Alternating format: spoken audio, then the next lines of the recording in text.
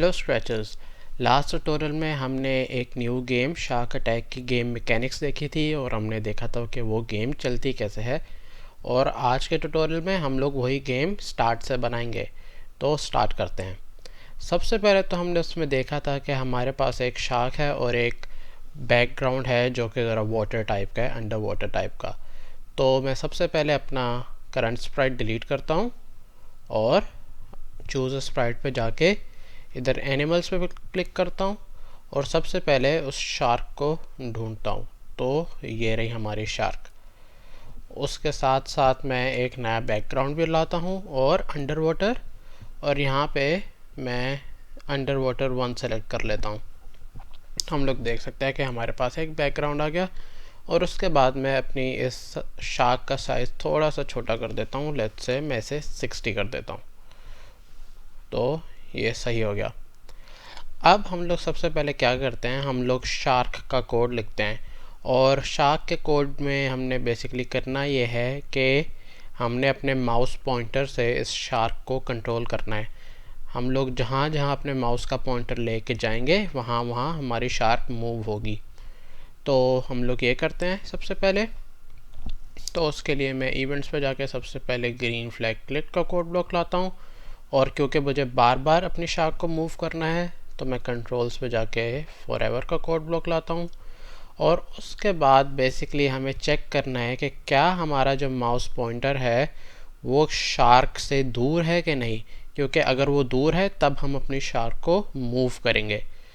तो सबसे पहले हम लोग क्या करते हैं, सबसे पहले हम लोग इस माउस पॉइंटर को ऐसे करते हैं कि अगर मैं ऊपर लेके जाऊँ तो मेरी शार्क जो है वो मेरे माउस पॉइंटर की तरफ सिर्फ पॉइंट करे। तो उसके लिए हमारे पास एक कोड ब्लॉक है मोशन में, पॉइंट टूवर्ड्स। और यहाँ पे मैं माउस पॉइंटर सिलेक्ट करूँगा। तो अगर अब मैं इसे रन करूँ तो हम लोग देख सकते हैं मैं जहाँ जहाँ अपना माउस कर्सर लेके जा रहा हूँ वहाँ वहाँ मेरी शार्क देख रही है।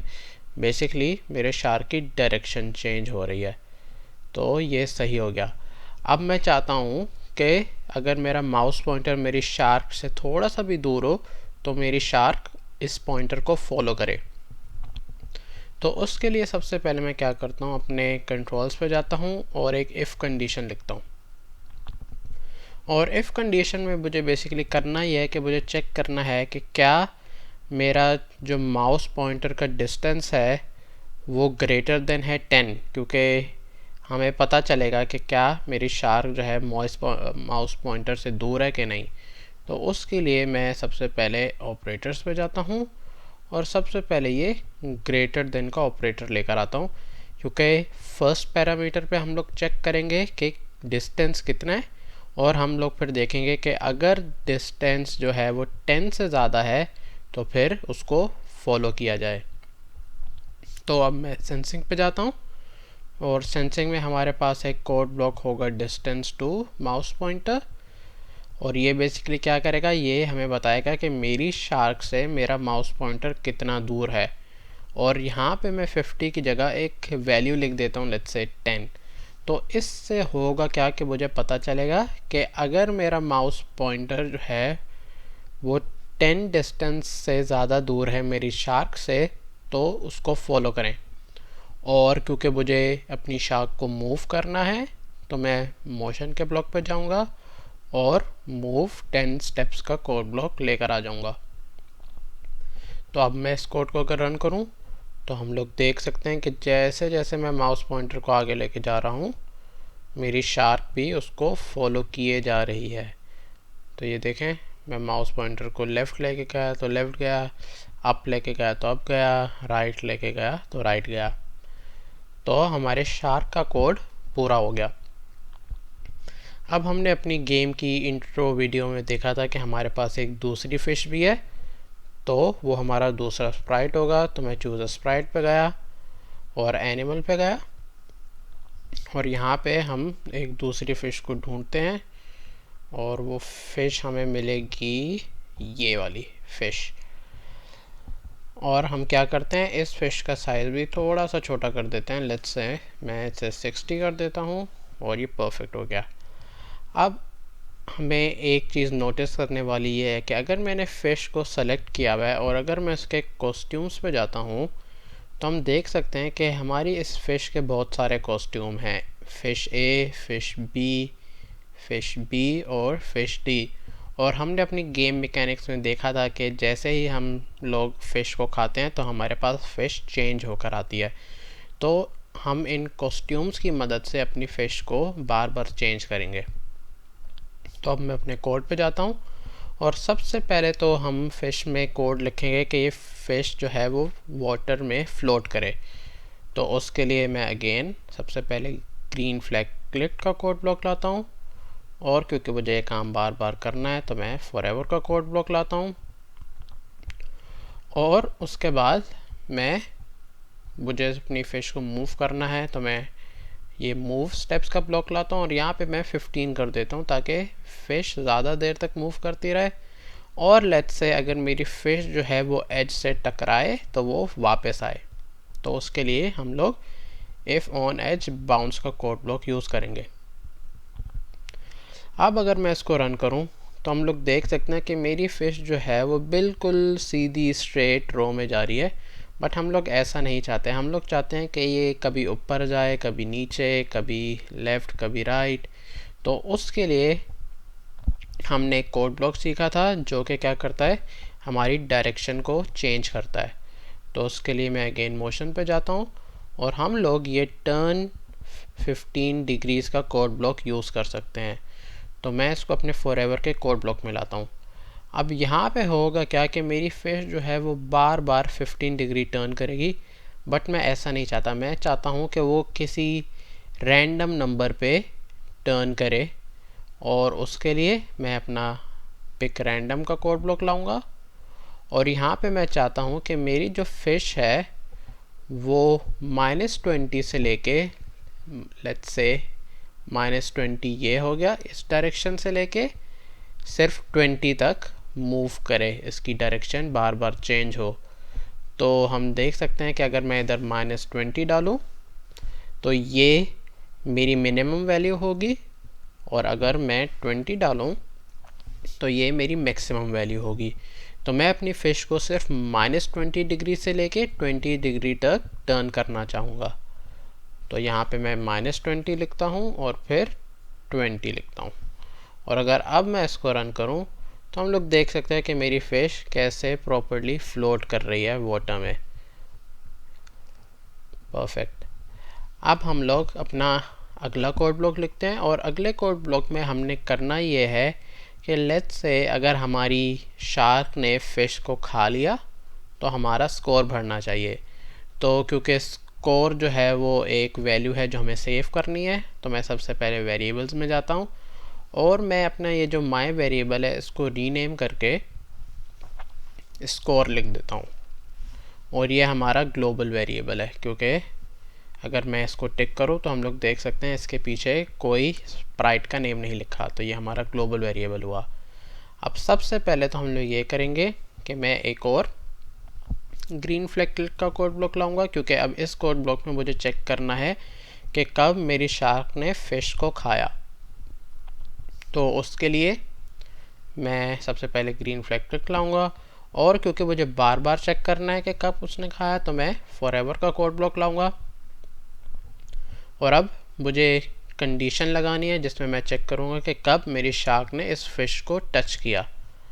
तो मैं अपना इफ़ का कोड ब्लॉक लाऊंगा और यहाँ पे मैं चेक करूंगा कि क्या मेरी शार्क ने फ़िश को टच किया कि नहीं। और अगर उसने मेरी फ़िश को टच किया तो क्या होना चाहिए, सबसे पहले तो मेरा स्कोर बढ़ना चाहिए। तो मैं अपने स्कोर को चेंज करता हूँ लेट्स से 2 से। और उसके बाद हमने गेम मैकेनिक्स में देखा था कि मेरी फ़िश जो है वो गायब हो जाती है। तो अपनी फ़िश को हाइड करने के लिए मैं लुक्स पे जाऊँगा और यहाँ पे मेरे पास एक कोड ब्लॉक है हाइड का, तो मैंने इसे हाइड कर दिया। और हाइड करने के कुछ सेकंड्स बाद हम उसको शो भी करेंगे। तो मैं इसे कुछ देर के लिए हाइड रखता हूँ, तो मैं अपना वेट का कोड ब्लॉक यूज़ करूँगा और लेट्स से मैं 2 सेकंड्स यूज़ करता हूँ। अब मैं चाहता ये हूँ कि जब मेरी फ़िश वापस आए तो वो किसी एक रैंडम पोजीशन पर आए। तो उसके लिए मैं क्या करूँगा, मुझे फ़िश के एक्स और वाई एक्सेस को चेंज करना है। तो मैं मोशन पे जाके go to X and Y का कोड ब्लॉक यूज़ करूँगा, और जो मेरे x और y एक्सेस है ये सिर्फ 40 और 13 नहीं होने चाहिए, ये एक रैंडम वैल्यू होनी चाहिए। तो अब वो रैंडम वैल्यू हम कैसे पता करें? लेट्स से मैं चाहता हूँ कि लेफ़्ट से राइट तक कोई भी वैल्यू हो। तो मैं सबसे पहले क्या करता हूँ, इसकी डायरेक्शन को 90 कर देता हूँ, और अब मैं अपनी फ़िश को पूरा पीछे लेकर आता हूँ ये।